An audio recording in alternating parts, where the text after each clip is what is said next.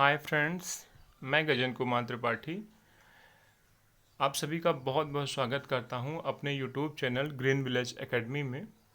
आज मैं आप सबके लिए ग्रामर पोर्शन का एक सबसे महत्वपूर्ण हेडिंग लेकर आया हूं जिसका नाम है finite and non finite verbs. ठीक है, ये finite and non finite verbs parts of speech के वर्ब टॉपिक के प्रकार हैं।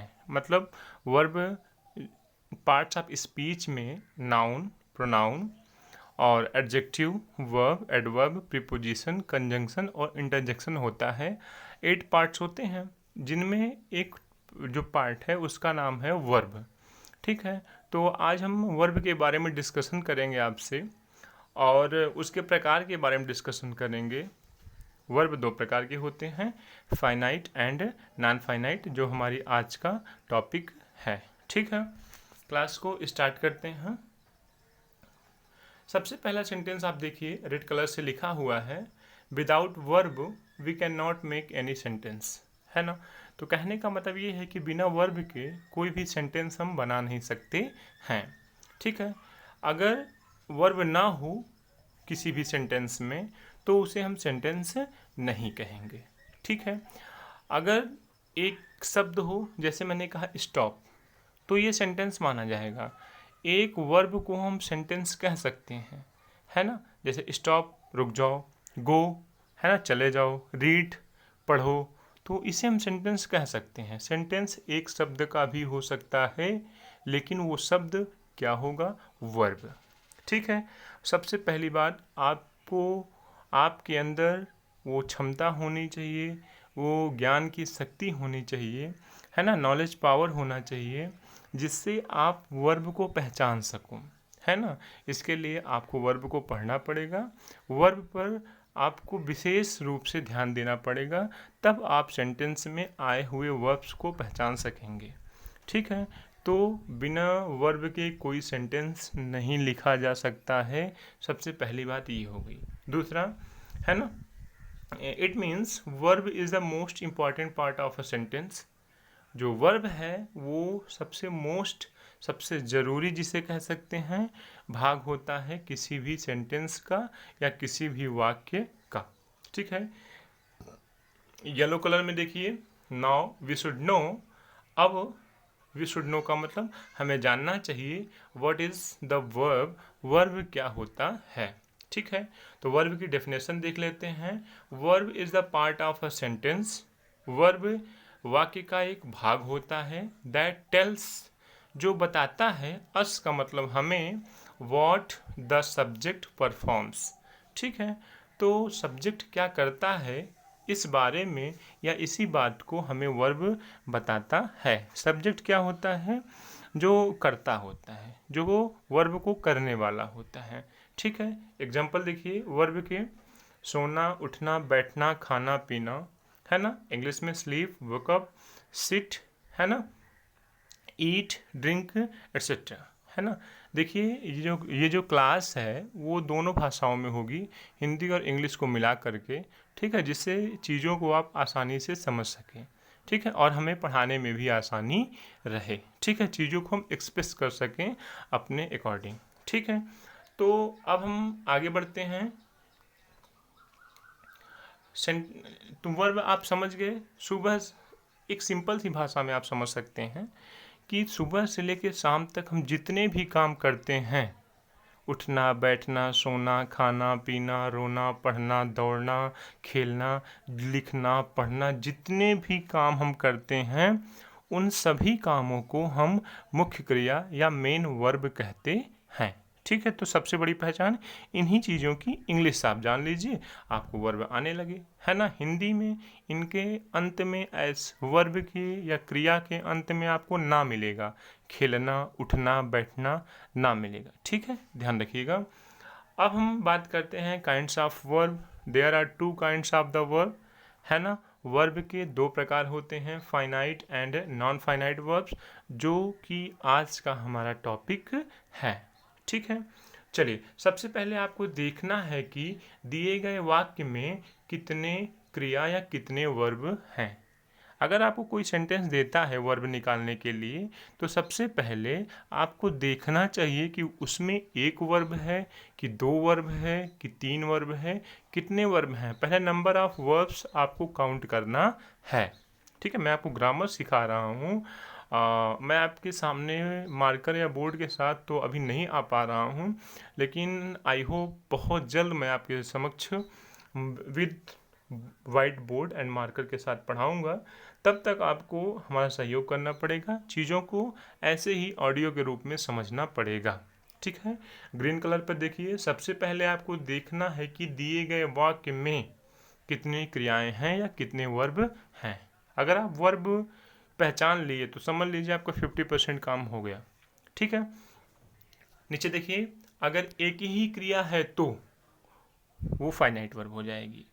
अगर दिए गए सेंटेंस में एक वर्ब है तो आप निश्चित रूप से बेशक बेझिझक आप कह दीजिए कि ये फाइनाइट वर्ब होती है या दिया गया वर्ब फाइनाइट वर्ब है।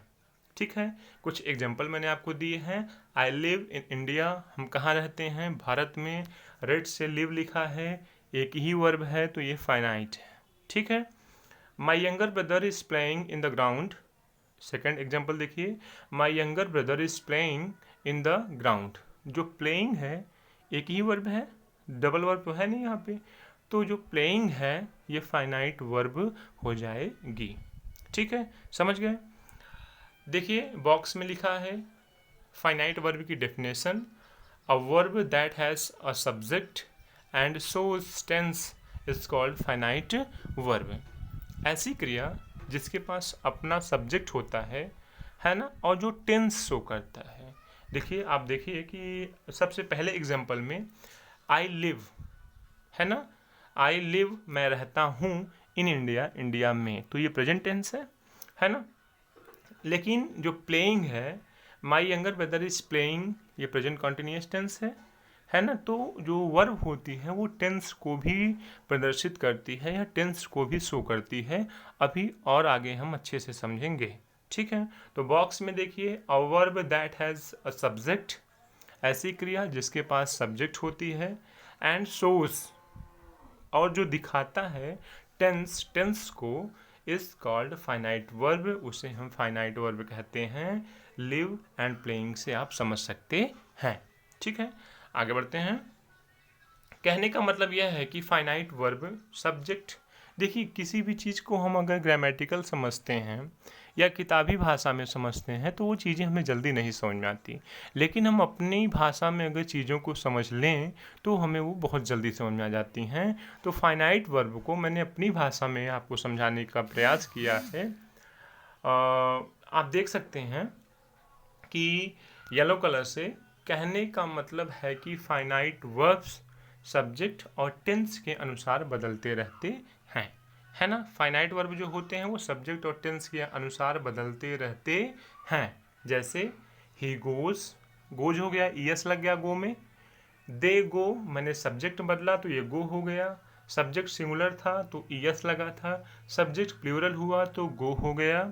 दे हैड गॉन, वे जा चुके हैं, मैंने टेंस ही बदल दिया। ऊपर के दो सेंटेंस जो थे वो प्रेजेंट टेंस में थे, लेकिन दे हैड गॉन जो है वो पास्ट टेंस में है, तो वर्ब की थर्ड फॉर्म आ गई, गो वेंट गॉन। मतलब देखिए गो कैसे बदल रहा है ना। गोज हुआ, फिर गो हुआ, फिर गॉन हुआ।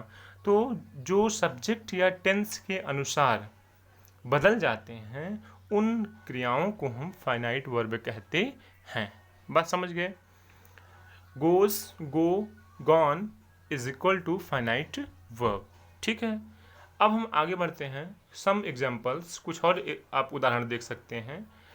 ही वॉन्ट्स, देखिए यहीं से सारी बातें क्लियर होंगी, इसलिए ग्रीन कलर के बॉक्स को ध्यान से देखिए। He wants to go to market, वो कहाँ जाना चाहता है, बाजार जाना चाहता है। They want to go to market, वे बाजार जाना चाहते हैं। He wants to go to market, वह बाजार जाना चाहता है। They want to go to market, वे बाजार जाना चाहते हैं।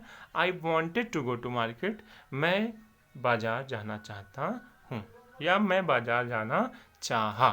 ठीक है, चाहा, ठीक है, ये पास्ट टेंस है। ओके, तो अब इन तीनों सेंटेंसेस में आप देख सकते हैं कि वर्ब के दो फॉर्म हैं, है ना।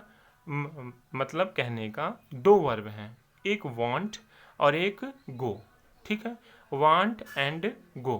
अब इसमें आपको डिसाइड करना है कि कौन सी फाइनाइट है और कौन सी नॉन फाइनाइट, ठीक है। तो आप देखिए कि किसका रूप बदल रहा है। गो गो गो सेम है, ये नहीं बदल रहा है। बदल कौन रहा है? Wants, want, wanted. मतलब वांट, वांट, वांटेड पर सब्जेक्ट का भी प्रभाव पड़ रहा है, और जब हमने टेंस बदल दिया तो ये वांटेड हो गया। इट मीन्स ये क्या है? फाइनाइट वर्ब हैं। और जो टू के साथ लगी हुई गो वर्ब है वो नॉन फाइनाइट है, क्योंकि उस पर टेंस और सब्जेक्ट का प्रभाव नहीं पड़ रहा है। दो बातें याद रखिएगा बच्चों, टेंस एंड सब्जेक्ट, ठीक है। जिस वर्ब पर टेंस और सब्जेक्ट का प्रभाव पड़ता है उसे हम फाइनाइट कहते हैं। जिस वर्ब पर टेंस और सब्जेक्ट का कोई भी इफेक्ट नहीं पड़ता उसे हम नॉन फाइनाइट कहते हैं। आगे बढ़ते हैं। अर्थात हिंदी में देख लीजिए, जिस क्रिया पर सब्जेक्ट, वही बातें जो मैंने आपको बताया वही चीज़ें हैं, है ना। एग्जाम्पल टू गो, जो टू गो है वो क्या है? नॉन फाइनाइट है। पिछले तीनों एग्जाम्पल में wants, want, wanted is equal to finite verb, and जो गो है जिसके पहले टू लगा है उसे हम नॉन फाइनाइट वर्ब्स कहेंगे। कोई दिक्कत? नॉन फाइनाइट वर्ब के कुछ और एग्जाम्पल आप देख सकते हैं। आई वॉन्ट टू रीड, मैं पढ़ना चाहता हूँ। जो टू रीड है ये नॉन फाइनाइट होगा, वांट क्या होगा? फाइनाइट होगा, ठीक है। जो सब्जेक्ट के करीब हो उसे हम फाइनाइट कह सकते हैं, जिसके पहले टू लगा हो, जो सब्जेक्ट से दूर हो उसे हम नॉन फाइनाइट कह सकते हैं। ऐसे भी और सी ट्रिक्स हैं जिससे आप अपने से भी समझ सकते हैं। दूसरा एग्जाम्पल देखिए, he wants to improve his marks, है ना। वो अपने नंबर को इम्प्रूव करना चाहता है, अच्छा करना चाहता है, बढ़ाना चाहता है। तो जो टू इम्प्रूव है वो नॉन फाइनाइट वर्ब है। ही वांट्स, जो वांट्स है वो फाइनाइट वर्ब है। यहाँ तक बातें क्लियर हो गई। आई होप आपको चीज़ें समझ में आ रही होंगी, है ना। एक नोट पॉइंट आप देख लीजिए, फाइनाइट वर्ब्स के 4 प्रकार होते हैं, transitive, intransitive, linking and auxiliaries verb या ऑक्सिलरी वर्ब, ठीक है। एंड और नॉन फाइनाइट वर्ब के 3 प्रकार होते हैं, इन्फिनिटिव, जीरेंड एंड पार्टिसिपल, बहुत ही इंपॉर्टेंट है। Transitive, intransitive, linking and auxiliary बहुत ही इंपॉर्टेंट है। इन्फिनिटिव, जीरेंड एंड पार्टिसिपल, इन पर विशेष रूप से हम वीडियो लेकर आएंगे, विशेष रूप से क्लासेस लेकर आएंगे। जय हिंद, जय भारत। आप सभी को बहुत बहुत धन्यवाद। आई होप सभी चीज़ें आपको अच्छे से समझ में आई होंगी। मैं गजेंद्र कुमार त्रिपाठी आप लोगों का बहुत बहुत स्वागत करता हूं, बहुत बहुत धन्यवाद देता हूं क्लास को देखने के लिए। Thank you so much. Channel को सब्सक्राइब कर लीजिए और शेयर कर दीजिए। बहुत बहुत धन्यवाद।